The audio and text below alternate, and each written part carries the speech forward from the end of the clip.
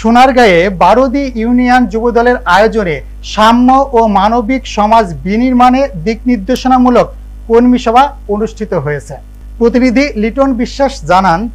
মঙ্গলবার বিকেলে সোনারগাঁও উপজেলার বারোদি ইউনিয়নের বারোদি বাজার খেলার মাঠে এ কর্মী সভা অনুষ্ঠিত হয়। এ কর্মী সভাকে সাফল্যমণ্ডিত করার লক্ষ্যে বারোদি ইউনিয়ন যুবদলের ৯টি ওয়ার্ড থেকে বিভিন্ন পর্যায়ের নেতাকর্মীরা ব্যানার, ফেস্টুন, প্লেকার্ড সহ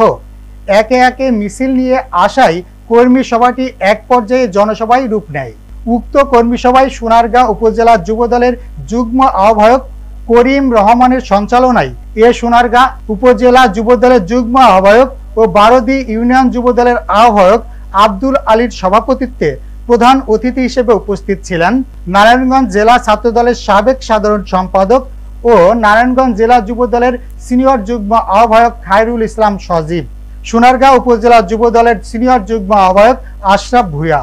যুগ্ম আহ্বায়ক কাউসার আহমেদ, মোগলাপাড়া ইউনিয়ন যুবদলের সিনিয়র যুগ্ম আহ্বায়ক রাকিব হাসান, সদস্য সচিব আরিফ হোসেন,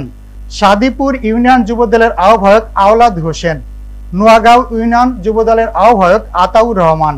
সনমান্দি ইউনিয়ন যুবদলের আহ্বায়ক রেজাউল খন্দকার, সদস্য সচিব খোকন শিকদার, যুবদল নেতা সোহেল রানা, ইব্রাহিম সরকার সোহেল, ইমরান ফারুক সানাউল্লাহ প্রধান, শাহজাহান সহ বারোদি ইউনিয়ন যুবদলের ৯টি ওয়ার্ড থেকে আগত বিভিন্ন পর্যায়ের কয়েক হাজার নেতাকর্মীরা উপস্থিত ছিলেন।